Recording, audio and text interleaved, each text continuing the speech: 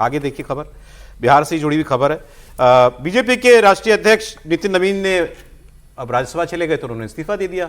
वो मंत्री थे, एमएलए थे बांकीपुर से। कई दिनों से खबर चल रही थी, अब खबर काफी पक गई है कि उस जगह से उपचुनाव में प्रशांत किशोर खड़े हो सकते हैं, जनसुराज वाले।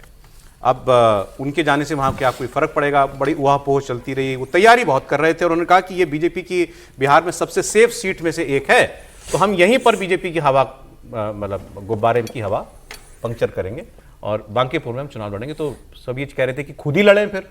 अब लगभग ये तय है कि वो खुद चुनाव लड़ेंगे। आप ही बोलिए सर। मुझे लगता है कि जो सामाजिक समीकरण है जहाँ से ये लड़ते हैं नितिन नवीन जी, वो इनके पक्ष में नहीं है और कायस्थों की एक बहुत बड़ा वोट बैंक है वहाँ पे और वो vote bank Bharatiya Janata party का बहुत ट्रेडिशनल रहा है।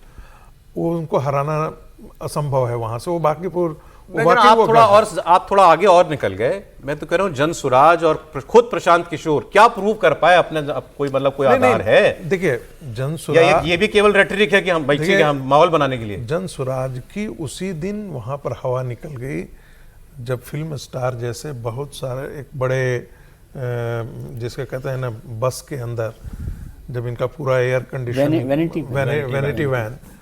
वैनिटी वैन में जिस समय उनको आया और पूरे तो लोगों के समझ में आ गई ये बात कि ये आदमी क्या कर रहा है।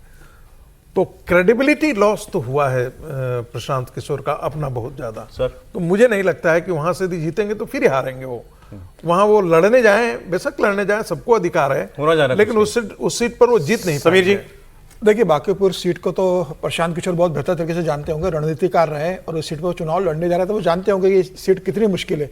40 साल से बीजेपी का वहाँ कब्जा है। नितिन नवीन के पिताजी नवीन सिन्हा जी वहाँ से लंबे समय सांसद रहे।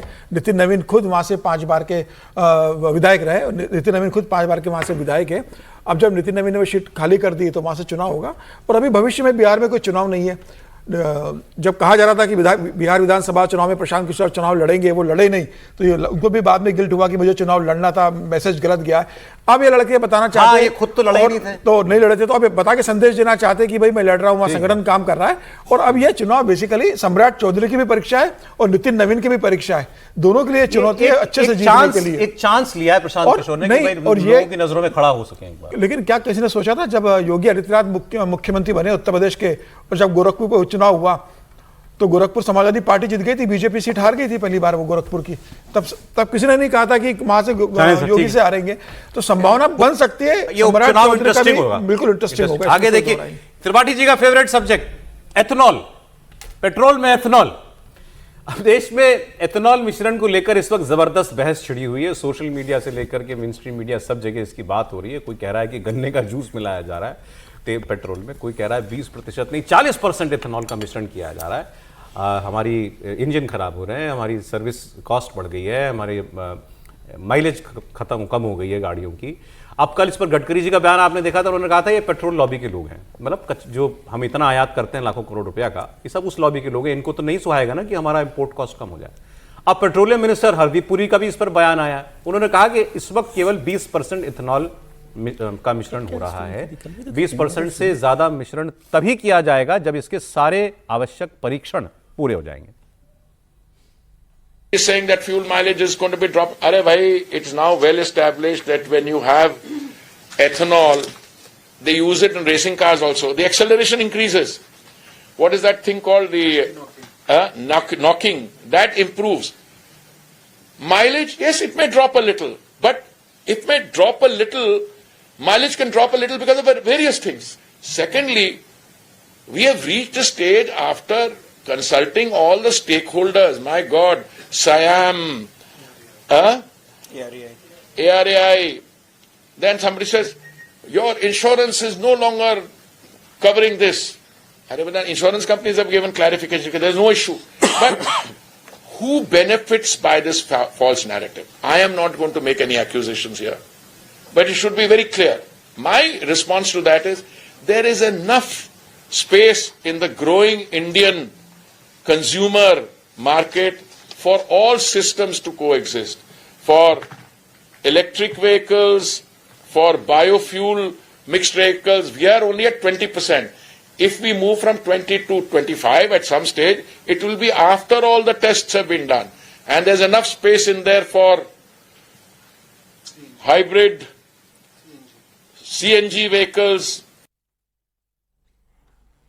तो उन्होंने कहा भारत में हर प्रकार की गाड़ी के लिए एक जगह है, उसमें एथेनॉल वाली भी, लेकिन अभी तो एथेनॉल ब्लेंडिंग जो है वो हर किसी पर एक लगभग समान रूप से लागू है। अभी कोई चॉइस तो है नहीं कंज्यूमर के पास कि आप बिल्कुल प्योर पेट्रोल ले लीजिए या E20 पेट्रोल ले लीजिए। तो सब लोग ये वो 20% मिक्सिंग वाली पेट्रोल ले रहे हैं, एक बात। और दूसरा, उन्होंने नाम नहीं लिया लेकिन कहा कि लोग कि इसके पीछे कोई तो है, इन सब आरोपों के पीछे। और हमने कार मैन्युफैक्चरर से लेकर के इंश्योरेंस से लेकर के सबको हमने भरोसे में लेकर के ये काम किया है। जी त्रिपाठी। देखिए सौरभ जी, सबसे पहले तो ये कि जब कोई भी सरकार अपने किसी निर्णय पर बताने लगे कि पहले की सरकार ने निर्णय लिया था, तो इसका मतलब है कि सबसे पहला वही कि वो वीक पॉइंट पे। अभी भारतीय जनता पार्टी और पूरी सरकार ये कह रही कि ये तो यूपीए के समय में आया था, हमने तो सिर्फ उसको आगे बढ़ाया है। तो अभी तो गडकरी जी और हरदीप पुरी जी और पूरी सरकार क्रेडिट ले रही थी कि हमने देखिए कमाल कर दिया एथेनॉल मिला के। एथेनॉल 20% हो या 10% हो या 85%, जो 2-3 पंप खोल दिए हैं, सवाल यह है कि क्या इसकी पूरी टेस्टिंग हुई? तो पुरी जी ही कह रहे हैं कि 20 के ऊपर हुई नहीं है, तो 85 वाला इंजन कैसे बनवा दिए भाई मारुति और होंडा के साथ मिलकर? चलो वो इंजन बनाया, उनकी बात अलग है, लेकिन जिनकी गाड़ी 23 के पहले का इंजन है उसमें बहुत से लोग परेशानी की बात कर रहे हैं। फिर अगर मिक्सिंग है तो उसका कोई अभी तक साइंटिफिक क्यों नहीं आया? और तो और आपने पढ़ा कि ये सफाई हो गई, और वो तो बोल रहे हैं कि माइलेज घट जाता है। थोड़ा बहुत बोले, थोड़ा बहुत घट जाता है। अरे आप तो कह रहे हैं उन्होंने सफाई दी, वो कह रहे हैं कि माइलेज घट जाता है, मंत्री जी कह रहे हैं। तो अगर मंत्री जी की ये बात देश के हर व्यक्ति को पता चलेगी माइलेज घट जाता है, तो अच्छा बड़ा विचित्र है। मैं तो समझ नहीं पा रहा हूं क्या हो गया इस सरकार के मंत्रियों को। वो रेसिंग कारों की बात करने लगे। अरे आदमी यहां छोटी बड़ी एसयूवी खरीदेगा, आप रेसिंग कराने लगे। रेसिंग कार से क्या लेने देना भाई? हम क्या जाने, रेसिंग कार में तो कितने के टायर आता है पता है? अभी बताइए, ये कोई ऐसा विवाद बन गया है क्या जिस पर सरकार बैकफुट में है? बैकफुट। अच्छा हाँ, एक लाइन और, गडकरी जी ने कहा था कोई लॉबी इसके पीछे काम कर रही है। तो सारे भी कहा, पूरी नाम नहीं लिया, तो सारे के सारे इंपोर्ट जो पेट्रोलियम प्रोडक्ट का है वो तो सरकारी तेल कंपनियां करती हैं। तो बताइए ना कौन कर रहा है? जेल भेजिए। एक तो यह कि सरकार ने क्या नीतिगत निर्णय किया इस पर और क्यों निर्णय किया है, ये भी बात है कि इस पर क्या कहा जा रहा है, सफाई देना है नहीं देना। और ये बात बिल्कुल ठीक है, जब आप अपने ही बड़ी योजना को ये कहेंगे नहीं 2013 में यूपीए ने लागू की थी, इसका मतलब आपके पास कोई एक ऐसी शंका मन में बची हुई है कि भाई इस पर कैसे काम करो। और मान लीजिए 2013 में यूपीए ने भी किया, आपने उसको एग्जीक्यूट किया, तो आप उसके लिए, मैंने तो कहीं पढ़ा 2004 मतलब और बहुत पहले से मतलब वो 2013 में उसको एग्जीक्यूशन पर वो लेकर आए, वो मसला नहीं है। और अब भी सरकार को इस पर साफ करना चाहिए।